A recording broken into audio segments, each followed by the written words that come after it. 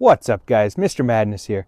Today we're going to do a review update, kind of part 2 on the 2024 Yamaha Kodiak 700 limited edition.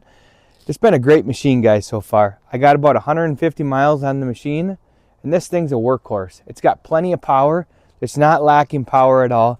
It's got a lot of torque, especially in low range. I will say in low range, guys, it does run a little warm. You know, the fan will turn on. It runs in that, 200. It'll run on. It turns on. The fan turns on, I think, around 200-ish degrees. I believe it does.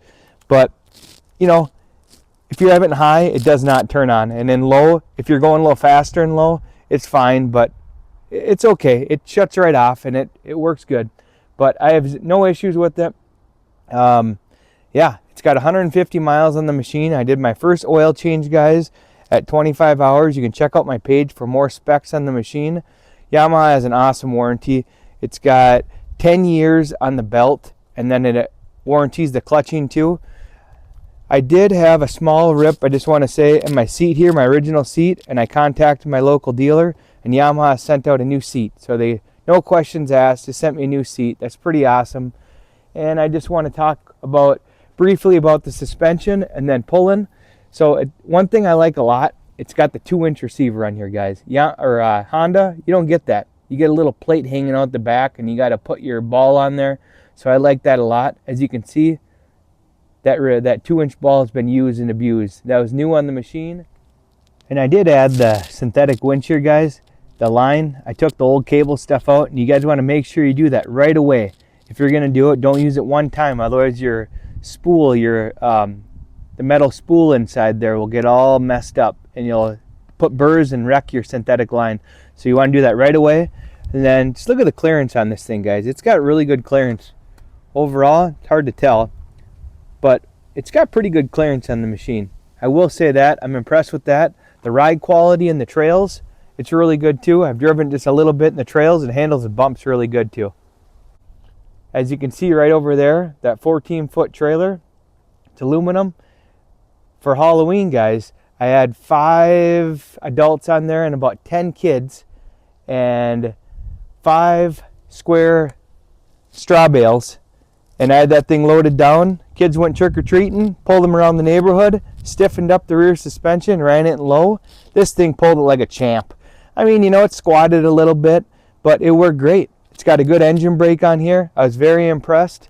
Yeah, so I worked the hell out of it there. And then in that carport there, 35 feet long carport, awesome carport, guys. I like that a lot from American Steel. But I have my pontoon in there, a 22-foot Premier, and I pull it out with this 4-wheeler, and it does it no problem.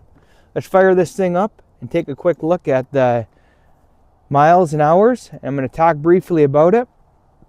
So, and one thing I want to say quick, I didn't realize.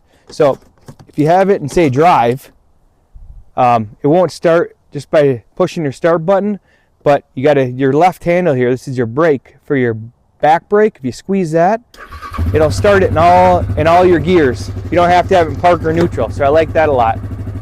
Then let's take a quick look. We got 150 miles. Let's look at our hours. 26.7 hours. These Moose hot grips, guys, for those of you that like, being out in the cold, these things are badass. They get hot. They're sweet. And check out my page for the full video of all the specs, but I'm just going to briefly talk about it. You have your 4-wheel drive diff lock here. I guess that's a regular 4-wheel drive. Then here's your diff lock. That locks everything in. As we can see there, locks it all in. Then to take it out, you just push it again. Push your 4-wheel drive, you're back into 2-wheel drive. Awesome machine, guys. I definitely recommend this. This is the first Yamaha I've had.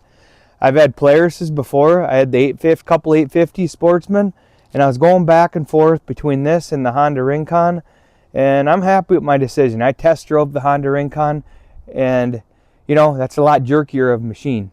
So, but I like this machine a lot, and I'm happy with my decision. What's your guys' thoughts? I want to hear your guys' thoughts. Who has this machine, and if you guys have any issues, because I've had no issues so far. Like I said, granted, I only have 150 miles on the machine, but I've worked the hell out of this thing, guys. Pulling trailers with it. I drug a deer out of the woods. I threw a deer on the back. She got all bloody there. But my son shot a doe this year. We threw that on the back. And yeah, it works good. So you guys do me a favor. Check out my page. Check out the original video of the Kodiak. I have all kinds of cool videos on my page. And share this video to a good friend. Hit that subscribe and like button. And you guys have yourself a wonderful day.